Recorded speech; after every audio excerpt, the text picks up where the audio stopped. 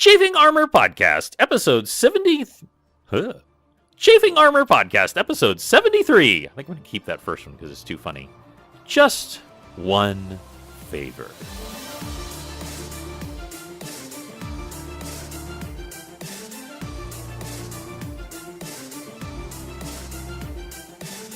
Welcome back to the Chafing Armor Podcast. I'm your host, and formerly spooky, now saintly Dungeon Master, Michael Corley. And with me tonight, equally saintly, is, of course, Dare. Dare, tell everyone who you will be playing. Evening, y'all. I am Dare, and I am playing Tix Birchmanson, your High Holy Day Gnome Cleric. Very, very well said. I hope everyone had a wonderful Halloween now that we're a few weeks after, and I hope you've just gotten to your last piece of candy and you found that it was a good one and not one of those weird, gross things that's wrapped in that orange that's like weird peanut butter goo. I hope you didn't get any of those. And with us also today, even more saintly, as pure as the driven snow, is Lee. Lee, tell everyone who you will be playing. G'day, everybody. I'm Lee, and I'll be playing Osukai Praise for Death, the shifter ranger who has issues. Yes, let's go with that. That seems about the best description. Yes, he has issues. Yes, he has what might be the equivalent of Dungeons and Dragons post-traumatic stress. Yes. So in previous episodes, Lee's character, Osokai, had died horribly at the teeth of a zombie shark, and then had just narrowly escaped death once again through a horrible 200-foot fall, only to survive to find himself being scooped up by a headless horseman, launched through a portal to a strange city where following behind is Tix, who combated this headless horseman with his weird spine whip, through a series of really good rolls on y'all's part and really bad on mine, and also some really cool anime-style moves from Osokai, and also some really clever spell casting from Tix. You were able to defeat this headless horseman, and you now find yourself looking at a woman who has appeared before you. A woman who has appeared before you in a cloud of ravens, wearing a raven cloak. And even though I know you've both played Dungeons and Dragons, Dare, could you make a religion knowledge check for me? I will. That is a 29. 29. I know all the information. You do. You actually know her social security number, her debit card, and PIN. So that's pretty useful. It's not surprising. You realized that the second it was happening, you realized that this is a manifestation of the god, the Raven Queen. Morgana, the Raven Queen. A reminder of who the Raven Queen is. And what she is a patron of, etc. She is the warrior queen and god of death from the Celts, and is both bringer of pain and giver of pleasure. Indeed. And with your 29 roll, there's a couple of other things that you know about her, is that she is, in some aspects, a goddess of death. However, she is a goddess of correct death, that in as much as she ensures that those who die valiantly cross over into the next life, she also hates and reviles undeath and anything that cheats death. In addition to that, you also know one more fact. With that 29 roll, you know one more fact. It is rumored, you do not know if it is true or not, but there is a rumor that once upon a time, Morgana was actually mortal. And through a series of actions, there are incredibly varying stories, she actually achieved godhood. But you do not know if that is true or not. So that's what you're thinking, and perhaps whispering a few things to Osokai before he acts, as she imperiously looks down on you both. And she... Osukai sinks to his knees immediately. Okay. And prostrates himself in front of the Raven Queen. Very well. And Tix, what would you like to do? Tix gives a low bow, looks at her, and says, "Greetings, Your Eminence. How may a servant of Garl Glittergold be of help to you?" She nods once, perhaps in approval at both of your actions, and she says, "Well, that's a start, at least. Arise, ye who are not dead. Arise and listen to my words.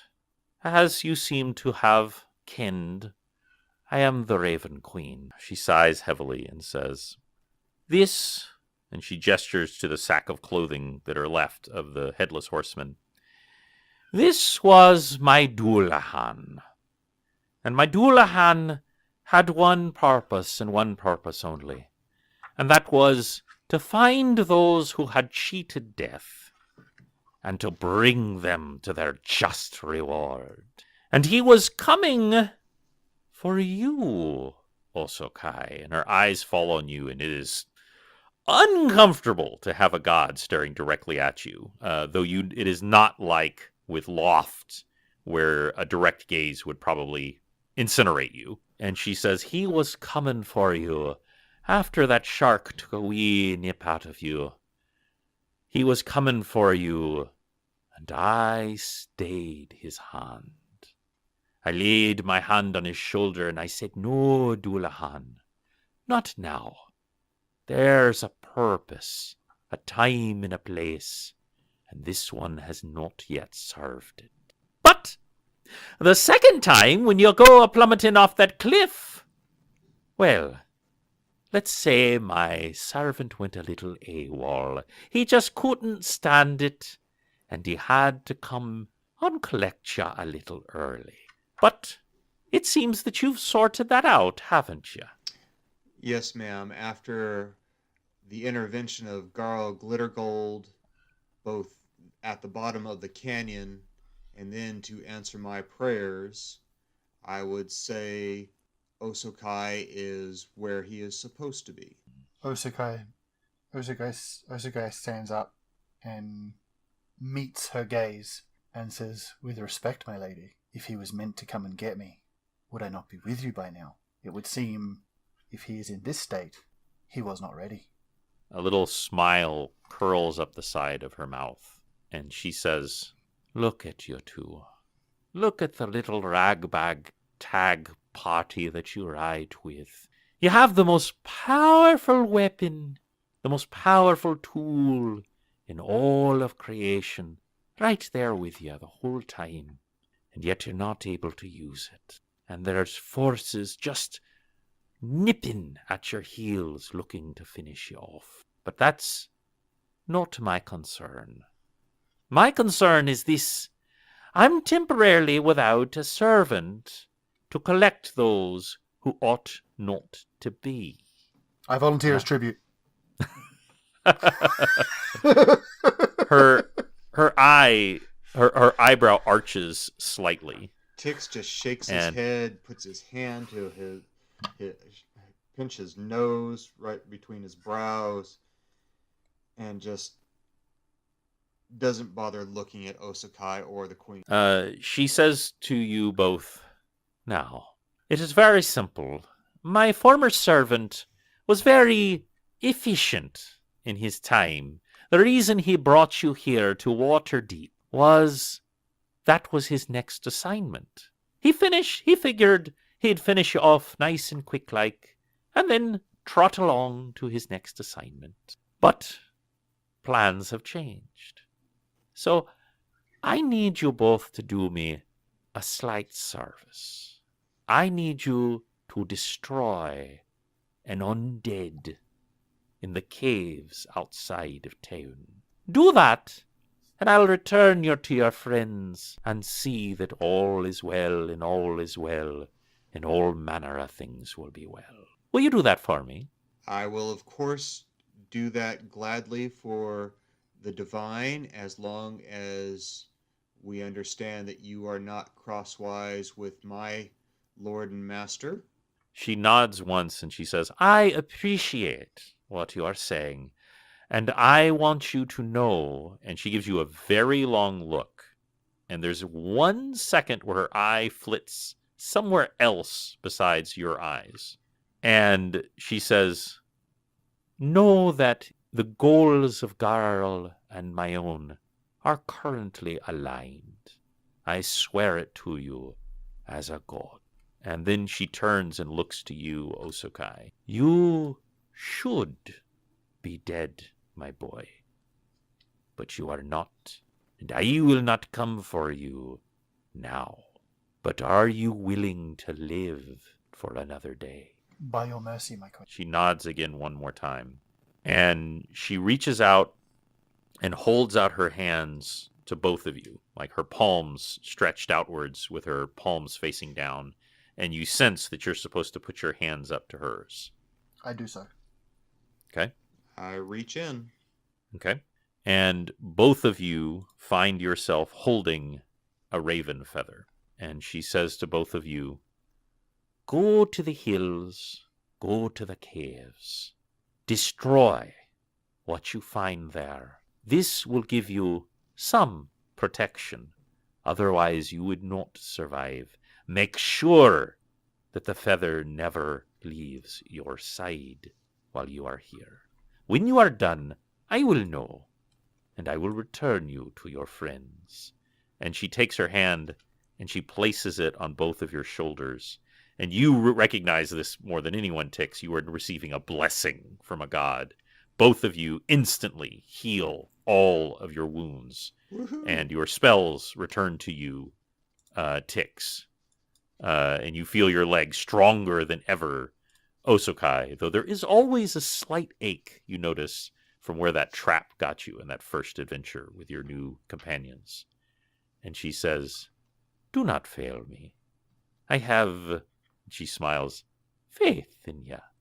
And whoom! Ravens just cry out everywhere, and she is gone.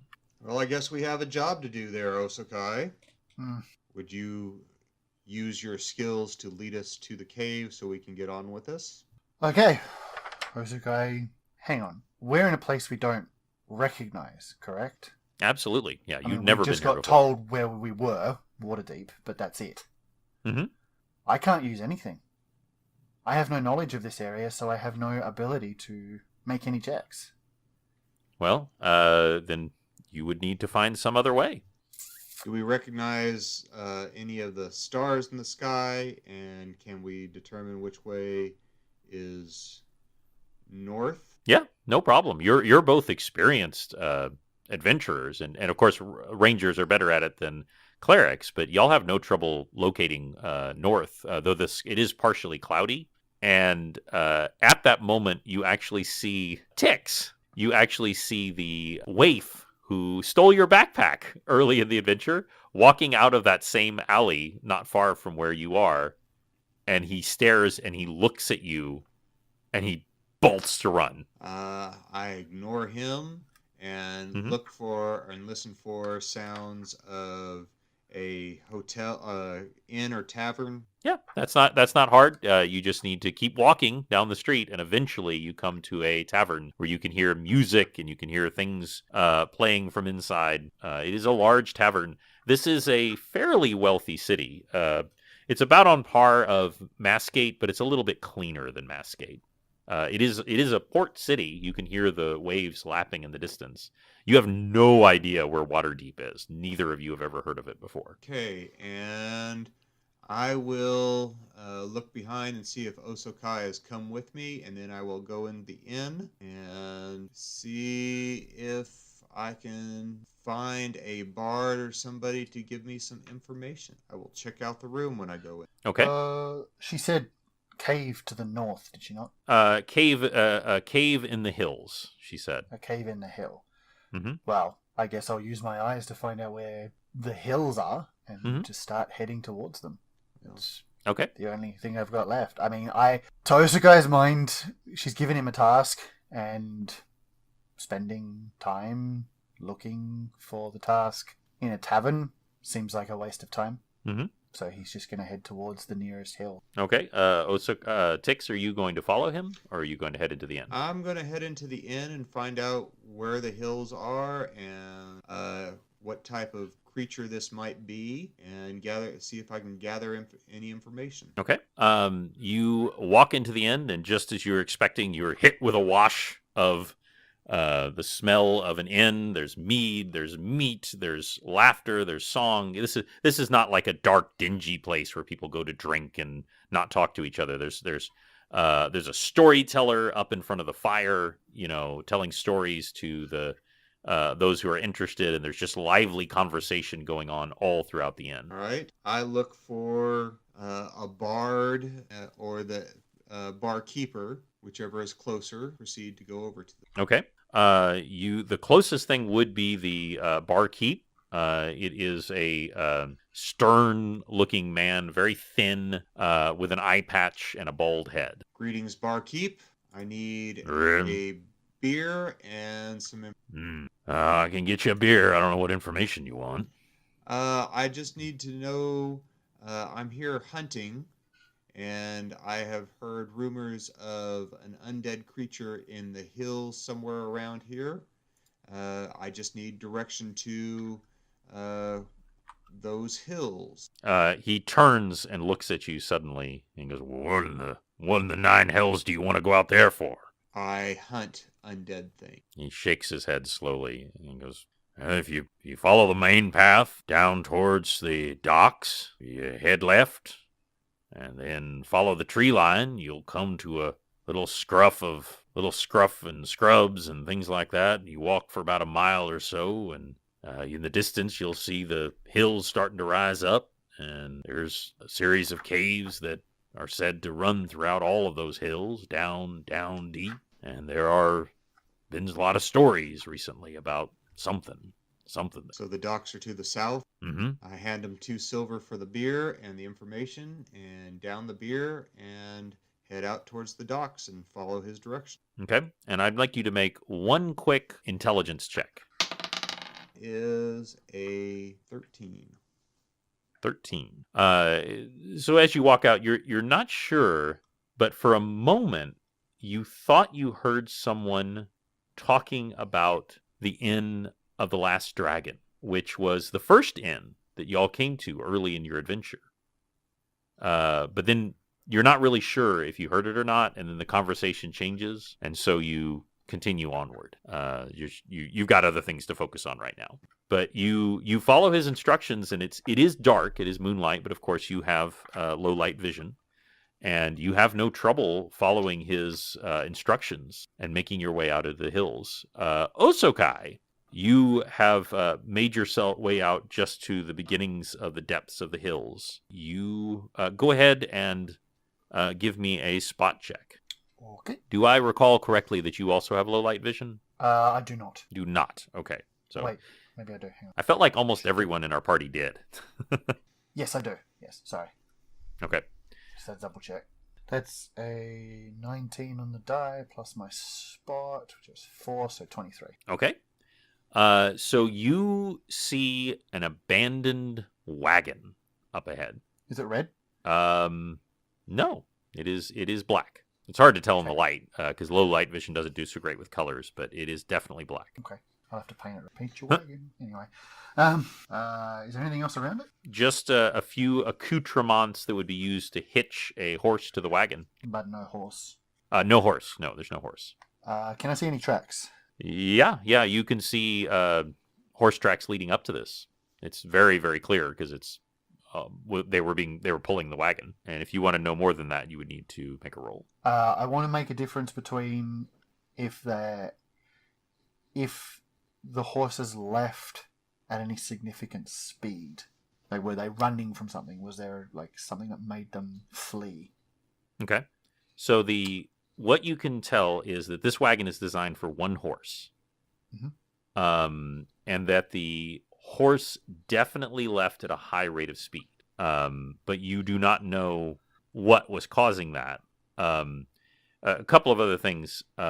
You are a tracker, and so you are tracking these, and the hoof prints just stop. right in the middle of a track, and they're Huh. gone. Also, I should mention, as you got close to the wagon, it has a horrible stench. Indeed. Well, I guess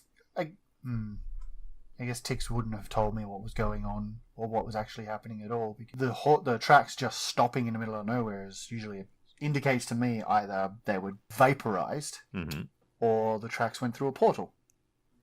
But Indeed. obviously, if Tix did not tell me that any of this was actually happening while I was unconscious, and I just woke up to killing something and didn't really see any of that stuff, then Osukai isn't really going to know it. Mm-hmm.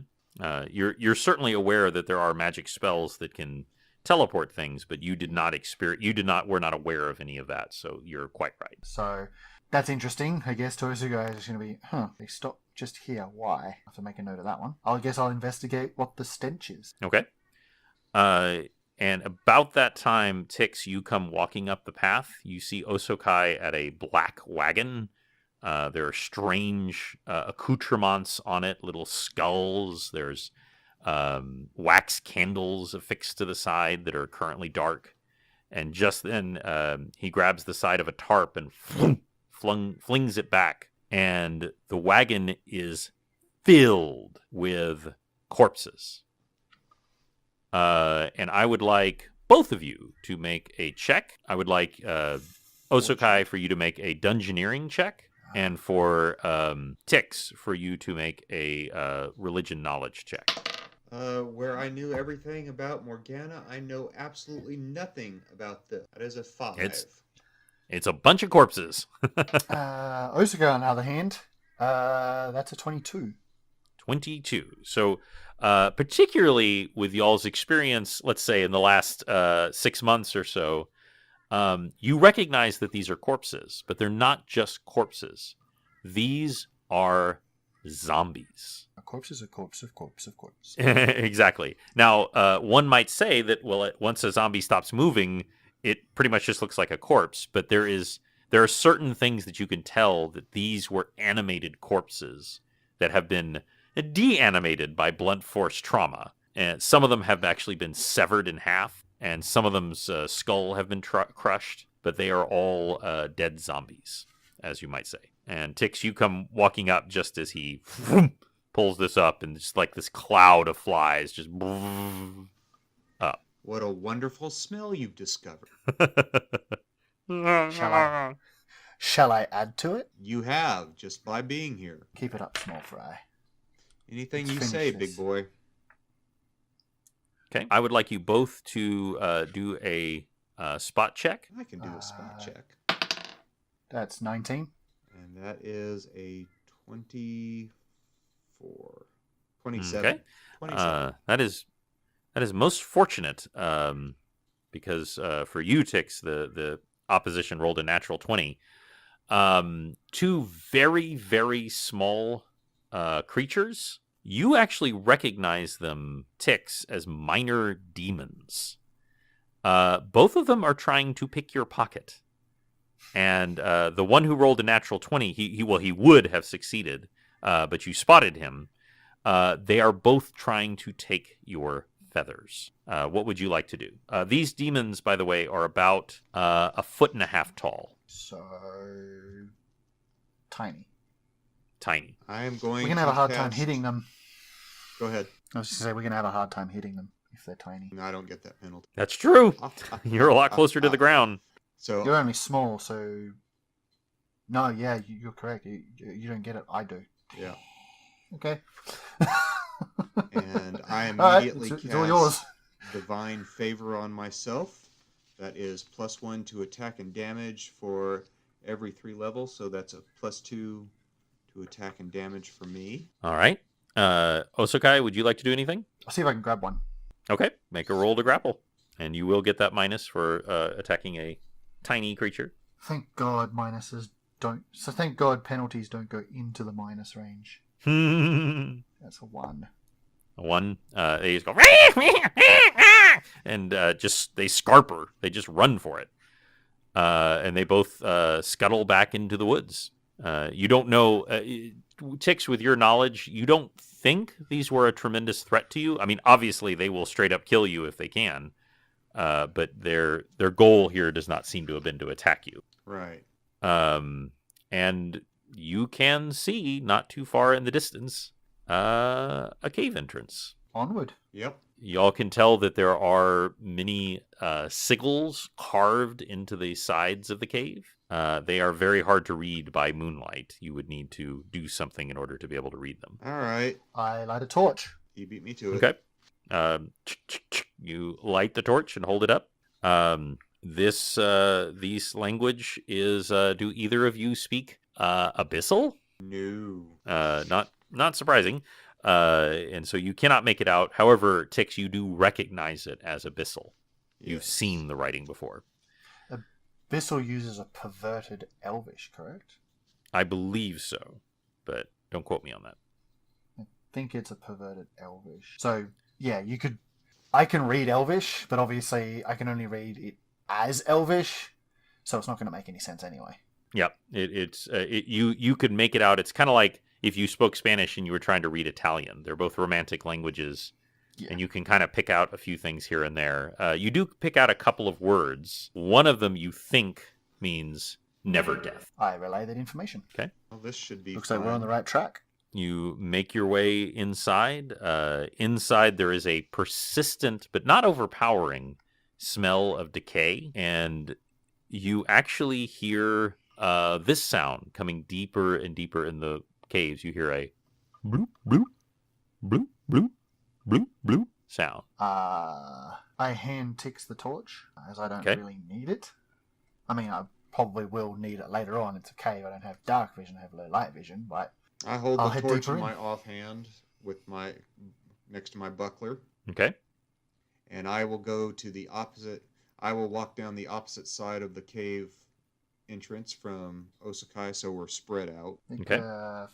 15 feet is pretty good separation, because that'll still let the dim light of the torch reach me, allowing my low light vision to kick in. Yep. But yeah, will still keep me close to you as well, in case someone gets the drop on you, which is not likely. But But on the off chance. Tix, are you going to go first? I think we will walk I'll go first. evenly down the hallway on opposite sides. Okay. You make your way down the hallway. It is a long, winding passage. There is no moisture. You're used to moisture in places like this. The rock is roughly hewn. There are small glitters of gems that are unlikely to be valuable. Perhaps this was mined, hundreds of years ago and is completely tapped out a long time ago. As it makes its way downward, you begin to see more and more of those runes written over and over.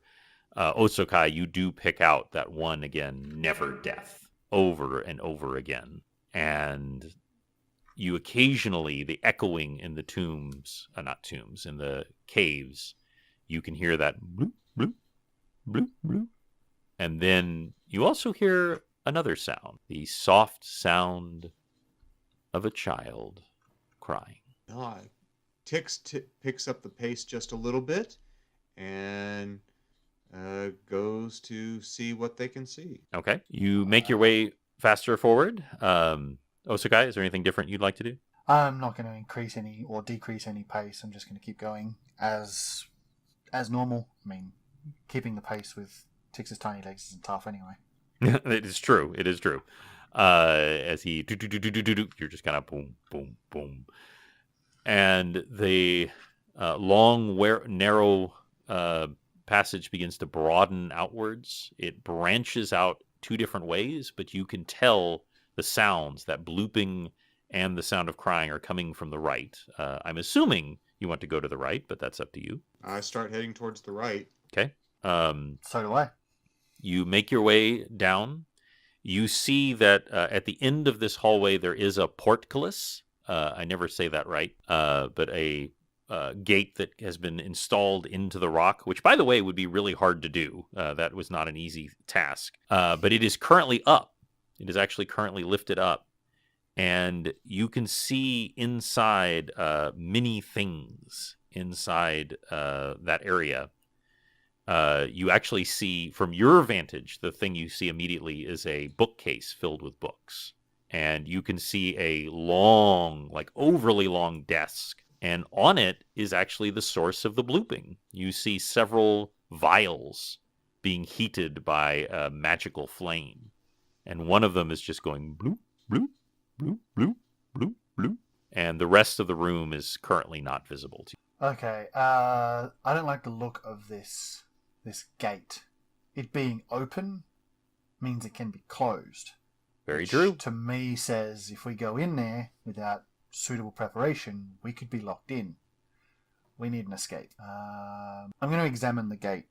Tix can enter the room, I guess. I want to make sure. I want to see if I can disable this gate in any way. Okay, so you slow down your pace to examine the gate, and I would like you to give me a... I will allow survival for this one. Okay. Thank you, Dice. Okay. That's 24. Okay. You can see that there is a mechanism for closing the gate. The mechanism is inside, opposite of where you are, so it is triggered from inside. So that's you can't see where the final destination of the series of gears and such that are coming out from it. But you suspect there's some kind of switch or something similar that can be thrown inside that will cause the gate to slam shut. And the points look very, very sharp. Can I jam anything into the mechanics to prevent the gate from closing, even if the switch is pulled? You could absolutely try. It would need to be something very strong or something that's magical that could not easily break. Would the shaft of a grappling hook do it? You think that it would. You're not 100%. A grappling hook is just a nice solid chunk of iron, and it has to be, strong to bear your weight. Some spikes on it, but it's also generally got a pretty long handle, essentially, for you to hold on and throw it up. Mm-hmm. You don't know for certain, but you think that if you jammed that in there, there's a good chance it would gum up the works. Well, let's do it. A chance is better than none. Okay. I'm going to put the grappling hook in position, and I'm going to smack it with the Morning Star as hard as I can. Okay. That's a 20. So you just hear this resounding boom, and it just lodges in there. By the way, you no longer have your grappling hook. It is not coming out of there. I do not. That's fine. It is no longer. It has become a part of the machinery. And you actually see like some of the gears actually chip slightly because you hit it so hard in. So originally I was going to, I had, there is someone inside, and I was going to have them, they rolled a 4, which meant they would not have heard you inserting that, but with you slamming it with your mace, which guaranteed that it worked, by the way, so it's not necessarily a bad thing. They definitely heard you, shall we say. Mm-hmm. You can hear some rustling of clothing, and it stops when that happens, and you also hear the sound of the crying stop momentarily. Tix will advance towards the middle of the room with the torch and his shield held in front of him, and Destiny Seeker at the ready. Okay. And Osokai? We'll head straight towards where the sound was coming from. Okay. As you round the corner, you find yourself in a roughly 50-foot circumference room. It is roughly round. Tix, growing up in Sunrise, and your best friend's father being a miner, you recognize this room was probably used to store either excess rubble before it is carted out, or to store supplies. And it's been converted into a study. The entire lining of the room is filled with things. It's filled with bottles. It's filled with preserved creatures. It's filled with things hanging from the wall that are recently dead, animals and strange exotic creatures. There is a vague light source coming from the ceiling, a kind of lichen that is been spread across the ceiling as it glows softly. On the far end of the room, there is a large table, over large, big enough to hold Osokai or Morezi, but on it is a small child who has been strapped to it. You have no doubt that is who was crying softly. And bending over the child is a figure, a tall, gaunt figure wearing robes. Its robes have strange accoutrements coming off from the side, like tassels and things like that. Very very ornate. And there's lots of gold lace on it. It's also wearing what you would associate in our world as like Bedouin, like a headscarf type thing. And it stiffens slightly, and you hear a raspy voice say, "I knew she would send you, Dullahan, but I honestly thought you would come riding in for me." Wait, Yes. so Dullahan is a title, not a name. Is it? It might be. Because there's two of us. Yeah. She called him Dullahan. You actually don't know whether that was his name or his title or what he was. You do not know. Neither of you. There's no role. You literally had neither of you heard of that. Whatever he was. But this figure is called us, or at least one of us, whoever he saw first, Dullahan. Mm-hmm. Okay. I just thought that was interesting because we're not. But he thinks we are. Yep. So Or he was just expecting him. Fix is going to step up in the middle of the room with the torch high above his head, and he is going to cast Enthrall towards the stranger and the child on the table. Mm-hmm. One of his new powers, new prayers at level 6. Okay. And Please describe to us what Enthrall is and how it works. you can gather the attention of a group of creatures and use the spell to hold them spellbound. I must speak or sing without interruption for one full round. Therefore, those affected will give their undivided. They can make a charisma saving throw if they are hostile to me, and get a +4 to their bonus saving with wisdom of 16 or higher, remains aware of the surroundings, still is can be enthralled. Okay. So I will give you a choice. Somehow you instinctively know this. You can succeed in this, but if you do, it may mean that something else does not succeed later, and it's up to you. I cannot go any more detail than that. Interesting. All right, so we'll say that's divine guidance, and so instead, I will cast blindness and deafness, and I will to blind it. Okay. Go ahead, and is that a opposed roll, or does he need to save versus your fortitude? Okay. So 10 plus caster level. So he rolled a 4. So here's what happens. The creature cries out. You see his hands curl up above his head, and they are long and skeletal, with tight, ropey flesh around the hands. He would have used a legendary action to negate your blindness. However, you feel the feather rustle beneath you, and some of the pinions fall off the feather.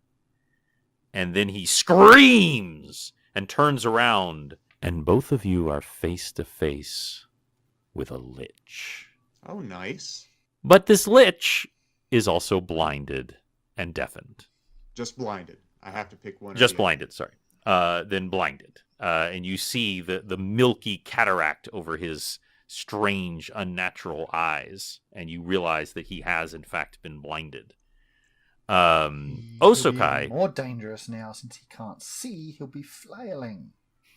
Could be.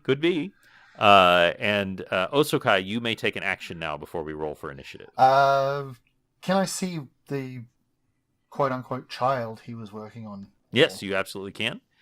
He is bound to the table. However, he is bound with simple leather ropes.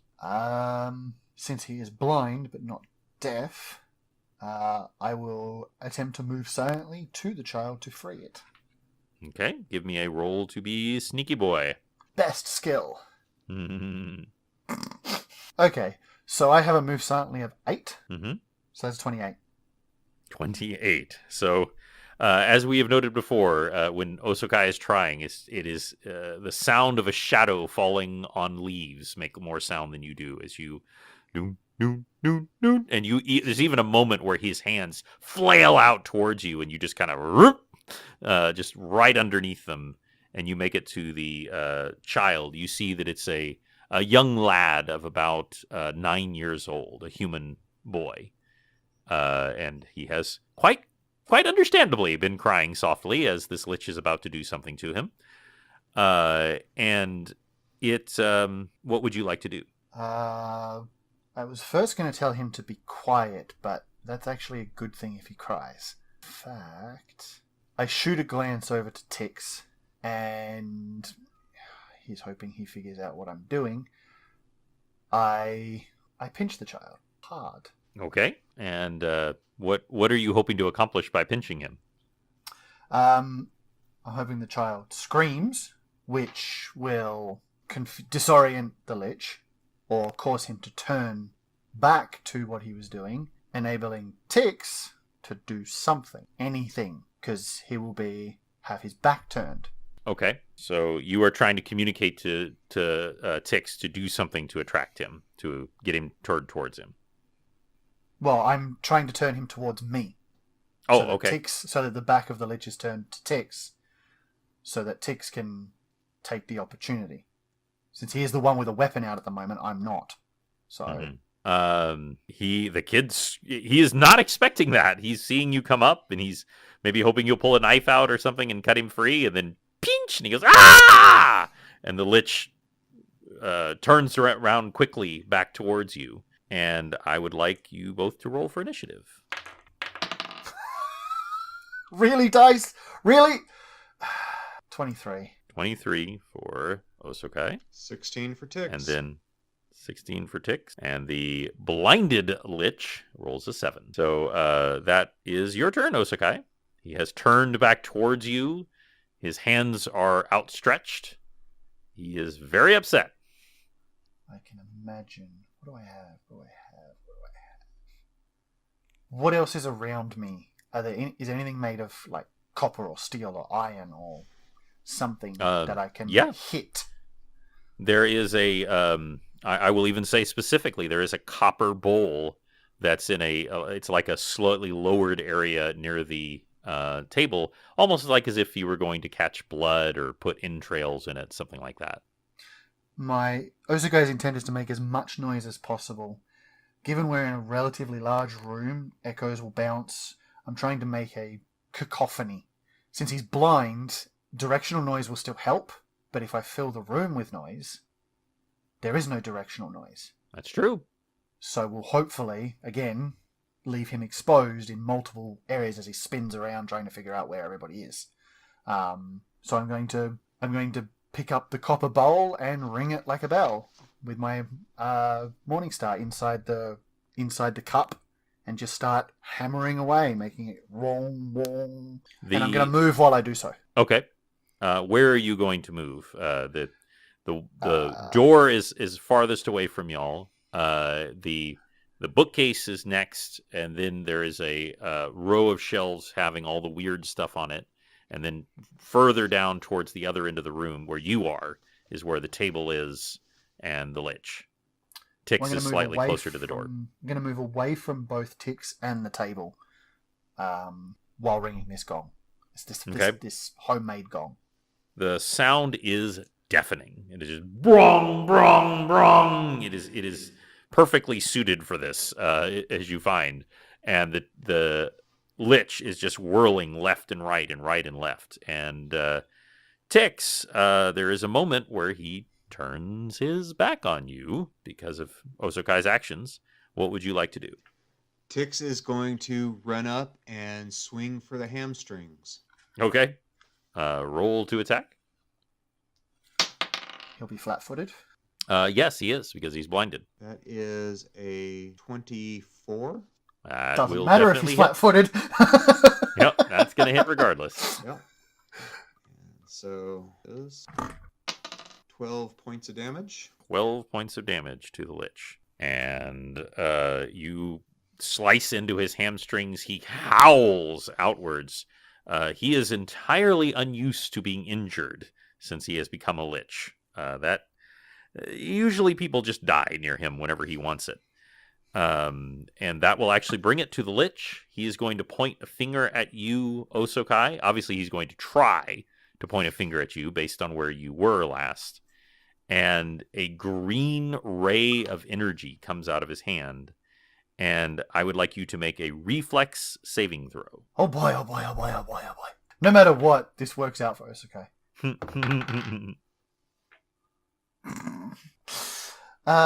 28. Wait, I said Osokai? I'm sorry, I meant Tix. He's trying to hit Tix. Yeah, my- sorry. No. Osokai does the reflex saving throws. That's fine. Can I use his 28? No, unfortunately not. I'm sorry. He's trying to hit you because you hit him. Well, I'm short, so he's looking over my head. That's true. That is a 3. A 3. Okay, so this is important. Your choice. Highs or lows? Lows. We'll go short. You are very fortunate, my friend. We actually encountered some blindness in our last adventure without y'all. And one of the rules that I had missed is when someone is blinded, there is a flat 50% chance they will miss when striking. So you, taking aside any other things that happen, when they attack, there's a 50% chance they will miss. He misses. Yay! He just misses. Like, he would have hit you if he had seen you, but he couldn't see. And so he points his finger. A green bolt of energy comes out from his hand. It strikes the bookcase behind you. And I'm using my words very specifically here. The bookcase disintegrates Ooh. and turns to ash. There is Disintegration. nothing left. So don't get hit by the green ball of light. Yep, you get an idea of just how powerful this Lich is. And that will actually bring it to Osokai, who is banging the gong. Okay, so my fair lady gave us both a feather Mm-hmm. and said to use it when we needed it most. She said, "Do not lose it, and that it will help you. You will not survive without it," is what she Yeah. said. Okay. Don't take it off. You said Tix, a couple of the things fell off Tix's? Yes. When he should have failed his blindness, a few of them fell off, and he succeeded. Obviously, I wouldn't know that, No, you would not know that. but as a player, that's interesting. Alright. I will... Honestly, I think Tix is pretty smart enough to pick up that maybe the child should be released from the table before things get too hectic. I'm going to stop banging the gong and let the echoes move around. Why not? I'm going to stab the Lich with the feather. Interesting. Roll to attack. 23. 23. So there's a phrase, like a hot knife through butter. I would like you to roll 3d6 plus 5. That's a 5. That's a 6. And that's a 3. Okay, and So, plus the 5, so what's that total? 14, so 19. 19 points of damage. And when it happens, you notice several of the pinions just kind of flutter away from it. It just scoops right into his flesh without the slightest resistance, as if it was made of hot metal. And the Lich just cries out in agony when this happens and whirls towards you, Osokai. I'll And take Tix. a quick 5-step please. backwards. Okay. out of Normally his that would range. Normally that would be an attack of opportunity, but he cannot see you. And so you step back real quick. And Tix, it is your turn. Okay. Since he is attacking, I am going to get over to the table and cut the ropes off the child and pull the child down on the opposite side of the table away from the Lich. Okay. You successfully, there's no need to roll for that. You just, Destiny Seeker just slices right through them. And the child bolts upwards and looks around wildly. I say, "Come here, boy." Is it a boy? Yes. Okay, come here, boy. And I pull him down to the ground, and I say, "Keep your head down." And I make sure I start pulling him towards the entrance of the cave, out of the range of fire and out of the line of fire, and tell him to stay put while we deal with the lich. He scarpers. He takes off running. And now it is the Lich's turn, and he says, "Fools! I do not need to see you to kill you." And he raises his hands up in the air, and a cloud begins to emanate from his fingertips. And it begins to spread out towards... Well, it's spreading out towards where Osokai is. It's basically a roughly 20-foot sphere that's going out from him. And however, he cannot see. So I'm going to allow both of you to make an initial reflex saving throw to stay out of the cloud. Okay. 22. Okay. And Tix? It's a 2. 2. Well, it honestly, it's really, this isn't like, like slow moving fog from the movies. This thing is moving magically fast. So I would like you to make a fortitude saving throw. See, that I can do, but I can't do reflex saving throws. It's like patently unfair. Hosukai could do both fortitude and reflex. His will, not so much. That's a 26. So you succeed, which is very, very good, because you would have taken 10, 4, 5, 6. You would have taken 14 points of damage. It is halved to 7. All right. And you can move out of this cloud. However, it is magically moving and may move towards you again, just so you know. And but you are coughing and retching. This is just a horrible smelling cloud. And that will bring it to Osokai. The cloud, by the way, has floated towards Tix, so it is currently not surrounding the Lich. Let's do it again. Once more with feeling, I guess. Much more with feathers. Exactly. Let's tickle his life force. 22. That will hit 3d6 plus 5. That's a 6. That's a 1. That's a 6. So 6. 12, 13, 18. 18. So y'all have done 49 points of damage, which would utterly obliterate a normal creature, but I think we all know that a glitch is not a normal creature. And he again screams. By the way, you again see the feathers lose more of its pinions. It's starting to look somewhat ragged. And that will bring it to Tix. Tix is going to follow Osokai's example and pull out the feather and run and try and jab it right in the middle of the Lich's forehead, also to get out of the cloud. So he's going to make his way over there. Okay. You can get out of the cloud without any difficulty, especially because while he is making this cloud move magically, he doesn't know exactly where you are. So it's not that hard to get out of it at the moment. Not that he can't direct it back towards you. And that will go ahead and roll to attack. And that is a beautiful 19. That will hit. Right. And 3d6. Plus 5.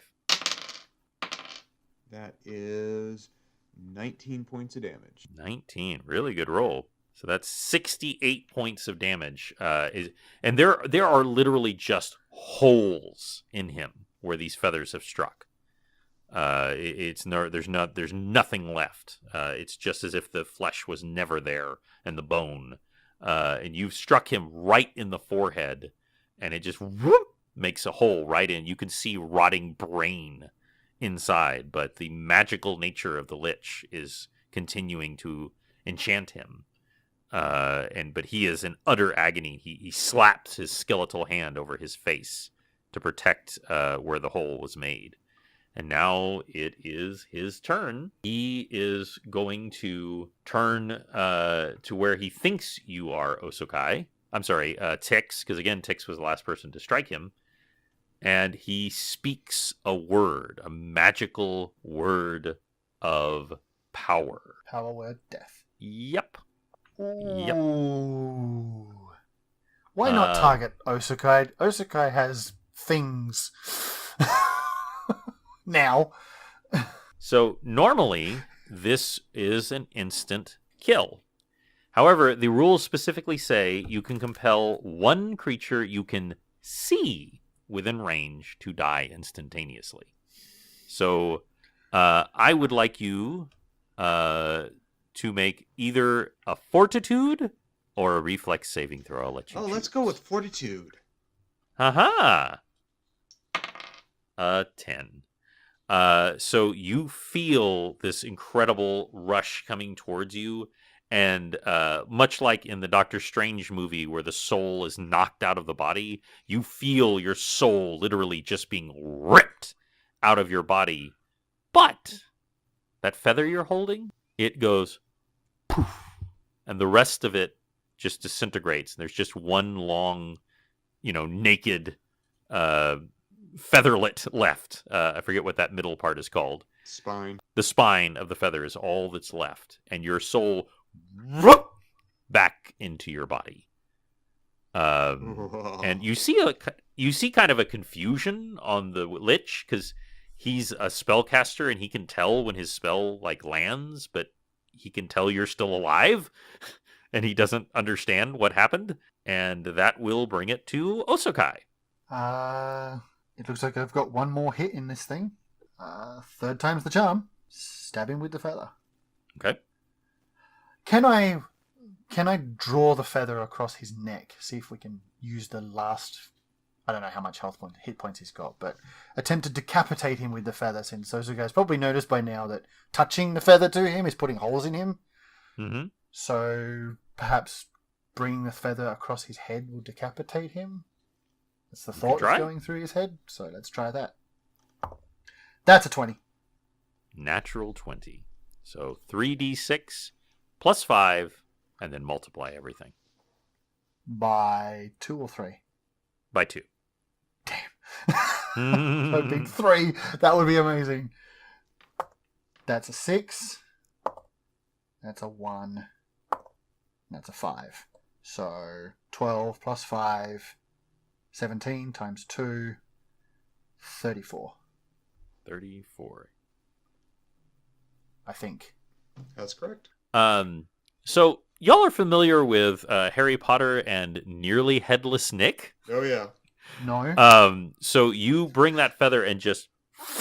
And there's like an anime moment where he pauses, and then his head just kind of starts to slide off, but it's still attached by this meaty sinew on the right-hand side, and he literally catches his own head with his right hand and pushes it back in place, but he is, you see the energy pulsing behind his eyes begin to kind of flicker, and he is in really bad shape. And it is your turn, Tix. Tix is going to swing away with Destiny Seeker. Mm-hmm. And hope for the best. And that is 24. Non-natural. 24. That will definitely hit. Damage. So that is 17 points of damage. 17. You have done 119 points of damage to this Lich. He is not destroyed yet. But he is in incredible agony. You realize that you would have had no chance against him if you had not had these feathers. Even so, your feather is now gone. He is taking a finger and pointing it towards you, Tix. And I need you to do 2 things. One, I need you to make a fortitude saving throw. Mm-hmm. And I need you to also tell me highs or low. fortitude saving throw. That puts me at a 16, and I will go low again. Low again. Good choice. I rolled a 3. He misses because of his blindness. Because of his blindness. Otherwise, you would have taken 7d8 plus 30 necrotic damage. Wow. Now, you did save, so you would have taken half of 7d8 plus 30 necrotic damage. But he missed. He just missed. And somehow the little weird animals that are preserved behind him, the effect washes over them, and they all just shrivel and turn into like little skeletal creatures inside of their jars. Nice. But he misses because you said low, and it is your turn, Osokai. How is my feather looking? It is very, very badly damaged. If you were to guess, you think you maybe have one more go with it. Have an animal deciding she wants to be involved. Sit down. Thank you. In before, this is just the minion of a bigger, badder boss that we've probably needed the feathers for, but let's not think about that. Let's do it. Let's just hit him one last time. He's got to go down soon, right? Uh-huh. That's another 20. Are you kidding me? I'm not. Wow. No, I believe you because I know when your things go against you. Roll for damage and double it. Why is it when Osokai is looking for it, he never gets it? And when he's trying to survive... Okay. 3d6. 6. 4. 4. So 14 plus 5, 19 times 2, 20, no, 38? Yeah, 38. 38 points of damage. So he had taken 119 points of damage. He had 135 hit points, which means you needed to do 16 points of damage to destroy him. So please describe to me how you kill this lich with a feather. Let's go with I thrust the feather directly through his decrepit, black, shriveled part. Okay. And it just goes straight through, and on the other side, Tix, you see the feather through the other side, and you actually, even though he is undead, there's a slight just shivering of the heart, and then it just turns black, and as it does, the energy dissipates through the rest of him. There's a cracking like dried wood as it, and he just boom collapses to the ground into a heap of shuddering bones. And then the light, that angry, horrid light in his eyes, shudders and then goes out. And one by one, you see spirits rise in this cave. The spirits of those slain by this lich that, if he hadn't been blinded and preoccupied, he could have called to his aid, slowly come forth and nod to you both, and then evaporate out into the ether. So he was also keeping others from being taken by the Raven Queen. That's why she wanted him gone. Yes. Any creature slain in a lich's lair can be called forth by the lich whenever they so choose. So you are very lucky that you kept him quite preoccupied, because he could have done so at any time, but he was a little busy. But anyway, and you both hear a sound of rustling wings, and the Raven Queen is before you. I dropped to one knee. Good. And Tix? Tix bows and says, "Greeting, Your Majesty." I greet you both. I am very pleased with what you have done here, and making good use of the resources available to you.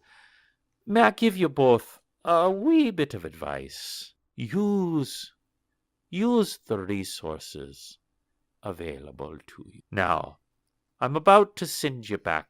Young Master Tix. Yes, Your Majesty. Take good care of things, won't you? Yes, Your Majesty. And do you have the ability to let those who are blinded see. Yes, Your Majesty. Good, good.